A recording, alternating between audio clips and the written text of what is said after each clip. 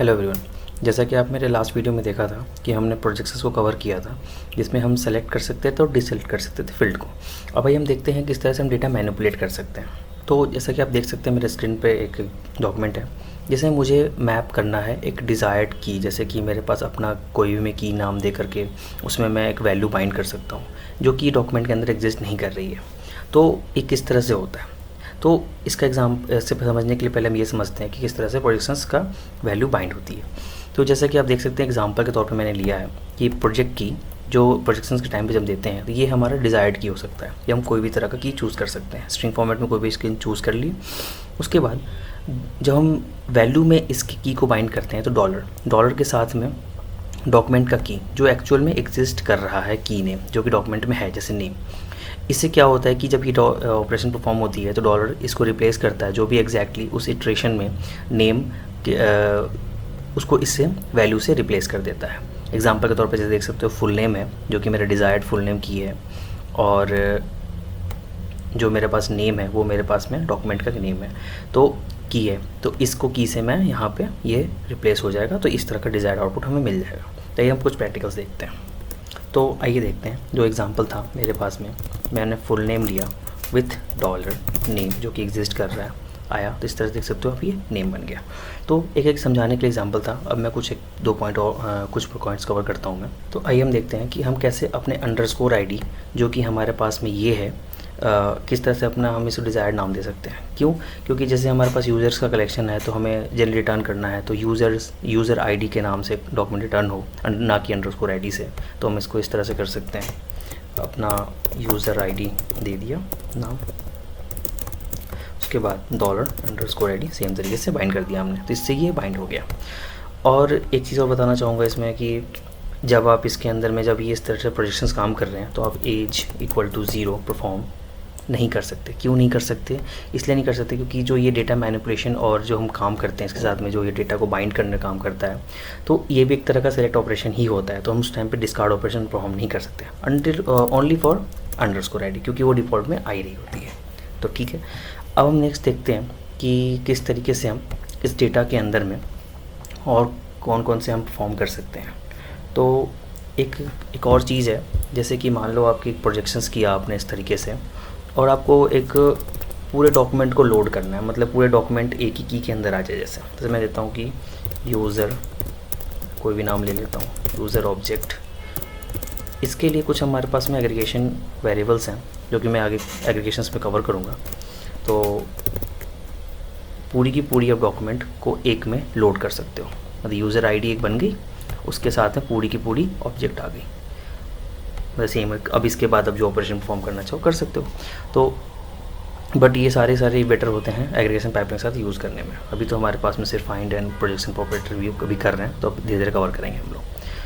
अब हमारे पास में ये है कि मान लेते हैं कि हमें एक एग्जांपल और लेते हैं, जैसे कि हमारे पास में ये एरे ऑफ ऑब्जेक्ट है, ठीक है। तो इसके अंदर मुझे चाहिए कि जो जैसे मेन है चाहे होम है, ये डायरेक्टली एरे में आ जाए कुछ इस तरीके से। एग्जांपल के तौर पे मैं डायरेक्टली देके दिखाता हूँ। तो उसको कवर करने के लिए हम ऐसा भी कर सकते हैं, जैसा आप देख सकते हैं कि जो हमने टाइप अप्लाई किया, वो टाइप क्या किया कि इस ऑब्जेक्ट से, ये तो एरे ऑब्जेक्ट है, मतलब कि ये ऑब्जेक्ट ही है, इसके अंदर तो जब भी आना चाहिए तो कुछ इस तरह से प्रोजेक्ट लास्ट टाइम किया था हमने कि एरे ऑफ ऑब्जेक्ट जो भी की बाइंड किया, हम डायरेक्टली इस होम को as a array of string में भी ला सकते हैं। जैसे कि इस तरह से हमने परफॉर्म कर दिया। ये इस तरह से भी आ सकता है, हम लोग इस तरह से भी डायरेक्टली कर सकते हैं। और एक चीज़ और बताना चाहूँगा, लास्ट टाइम मैंने डॉट नोटेशंस को लेके कवर किया था, तो हम लोग प्रोजेक्शन डॉट नोटेशन की तरफ से भी कर सकते हैं, और हम लोग चाहें तो प्रोजेक्शंस हम लोग नेस्टेड ऑब्जेक्ट के तौर पे भी कर सकते हैं। जैसे एग्जांपल के तौर पे मुझे डिटेल्स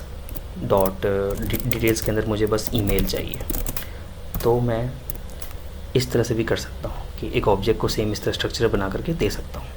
और मुझे मान लेते हैं एड्रेसेस को भी चाहिए, एड्रेसेस के अंदर में मुझे टाइप चाहिए और स्ट्रीट चाहिए, तो मैं इस तरह से भी परफॉर्म कर सकता हूँ। और ये चीज़ ध्यान रखना होगा कि इस तरह से हम जो भी नेस्टेड करेंगे, ये हमारा की जो हो वो एग्जैक्टली की से मैप होना चाहिए। मतलब कि जब हम नेस्टेड डॉक्यूमेंट, जब एम्बेडेड डॉक्यूमेंट्स के तौर पे जब हम प्रोजेक्शंस करते हैं तो ये हमें इस तरह से कर चलना है, जैसे मैंने अभी एग्जांपल दिया, उसमें ये नेम और ये नेम एग्जैक्टली सेम होना चाहिए, क्योंकि ये तभी पॉइंट करेगा।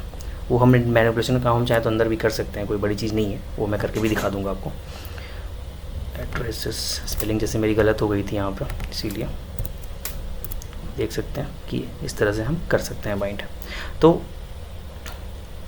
और हम चाहें तो इसको इस तरह से भी लें, तो डॉट नोटेशन और नेस्टेड ऑब्जेक्ट को भी इस्तेमाल कर सकते हैं। जैसे ईमेल था तो वो अपना एक डेटा मैनिपुलेट करने के तरीका हो गया। जैसे ईमेल हो गया मुझे चाहिए, तो $details.email हम चाहें तो इस तरीके से ही परफॉर्म कर सकते हैं, क्योंकि अल्टीमेटली तो ये हमने अपना डिज़ायर्ड, अगर इसको आप नाम बदल भी दोगे तब भी कोई दिक्कत नहीं, क्योंकि की मैपिंग के लिए हमें कुछ ना कुछ चाहिए होता है, जो कि अगर इस तरह से हम नेस्टेड लेके चलेंगे तो हमें एक एग्जैक्टली मैप होना चाहिए कि ये इसमें जा रहा है। अगर हम डॉट नोटेशन का इस्तेमाल करते हैं तो वो इंटरनली पार्स होके तो वो डेटा ला ही रहा है, तो ये हमारा एक तरह से डिज़ायर्ड की बन जाता है उस केस में। ठीक है, तो ये एक कवर था यहाँ तक का इसमें, और हम चाहें तो इसके अंदर में और भी नेस्टेड कर सकते हैं। जैसे नेस्टेड के फॉर्म में अगर हमें जाना हो तो हम लोग डेटा सेल्फ मॉडिफिकेशन है जैसे, तो अब इसके अंदर मैं चाहूँ तो ईमेल ला सकता हूँ। तो आप देख सकते हो कि इस तरह से करते करते करते ये ईमेल ले आया इस तरह की फॉर्म में। बट मैं अगर इसको इस तरह से लेके चलूँगा तो डिटेल्स ईमेल इक्वल टू 1 तो ये मिलेगा नहीं। क्यों? क्योंकि ये एग्जैक्टली रेप्लिका मैप नहीं कर रहा है, इसलिए डिस्कार्ड हो जाएंगे सारे। क्योंकि ये तभी जब इस तरह का देते हैं तो वो ऑब्जेक्ट के तौर पे एक्सेस करने की कोशिश करता है, तो उसको नहीं मिलेगा, छोड़ देगा। डॉट नोटेशन क्या करता है, हमने उसको दे रखा है कि भाई तुम इसी को डायरेक्टली मैप कर, इसी को स्ट्रिंग को पार्स करो, डेटा आ गया। ये एग्जैक्टली इसमें कोई वैल्यू अनडिफाइंड ही मिलती है, इसलिए वो हट जाता है। इसमें अनडिफाइंड नहीं मिलेगी क्योंकि हम डॉट नोटेशन के थ्रू में, तो ये कुछ वैल्यू ला के देगा, तो ये पूरी की पूरी ऑब्जेक्ट एग्जिस्ट कर जाएगी उस केस में। तो कुछ इस तरीके का है, हम बना सकते हैं।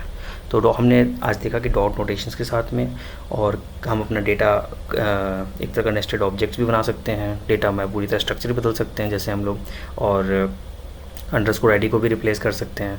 और इसके अंदर में हम डेटा टाइप्स जो भी चाहिए हमें डिज़ायर्ड, चाहे हमें हमें एरे ऑफ ऑब्जेक्ट्स में से हमें सिर्फ इसे किसी डेटा एरे ऑफ स्ट्रिंग में, चाहे नंबर में, चाहे बूलियन में से बदलना हो तो भी हम कर सकते हैं डायरेक्टली दे करके। तो काफ़ी चीज़ हमने देख लिया। तो अब मैं नेक्स्ट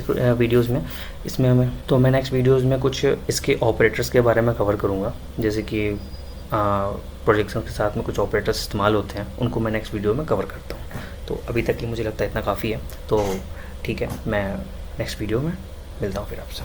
थैंक यू।